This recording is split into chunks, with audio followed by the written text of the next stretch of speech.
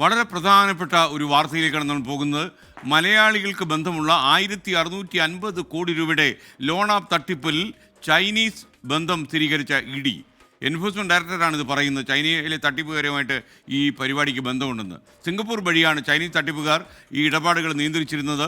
മലയാളി പ്രതികൾ മാത്രം തട്ടിപ്പിന് ഉപയോഗിച്ചത് 96 ക്രിപ്റ്റോ അക്കൗണ്ടുകളെന്നും ഇ.ഡി. കണ്ടെത്തിയിരിക്കുന്നു. കേരളം കണ്ട ഏറ്റവും വലിയ ഓൺലൈൻ തട്ടിപ്പാണിതെന്നാണ് ഇ.ഡി. വ്യക്തമാക്കുന്നത്.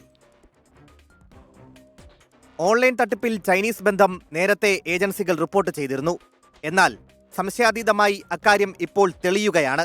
മലയാളി ബന്ധമുള്ള 1650 കോടിയുടെ ലോൺ ആപ്പ് തട്ടിപ്പിൽ ചൈനീസ് ബന്ധം ഇ.ഡി. സ്ഥിരീകരിച്ചു കഴിഞ്ഞു. അറസ്റ്റിലായ മലയാളികളെ ചോദ്യം ചെയ്തതിൽ നിന്നാണ് വിവരം ലഭിച്ചത്.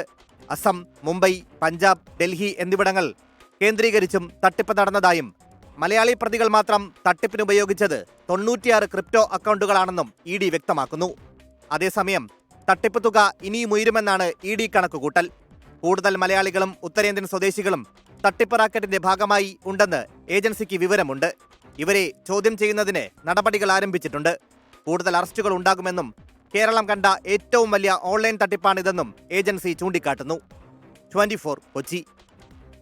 എന്തായാലും ഇ.ഡിയുടെ കണ്ടെത്തൽ വളരെ പ്രധാനമാണ്. രാജ്യാന്തര മാനങ്ങളുള്ള ഒരു കണ്ടെത്തലാണ് ഇപ്പോൾ നടത്തിയിരിക്കുന്നത്. ഇത്രയും വലിയൊരു തട്ടിപ്പ് മലയാളികളോട് ഇൻവോൾവ് ചെയ്ത് നടന്നു എന്നറിയുമ്പോൾ അത് ചൈനയുമായി ബന്ധമുണ്ട് എന്ന് വരുന്നിടത്ത് നമ്മുടെ വിദേശ നയങ്ങളിൽ പോലും ഇത് റിഫ്ലക്റ്റ് ചെയ്തു എന്ന് വരാം. അത്ര വലിയൊരു തട്ടിപ്പാണ് നടന്നിരിക്കുന്നത്.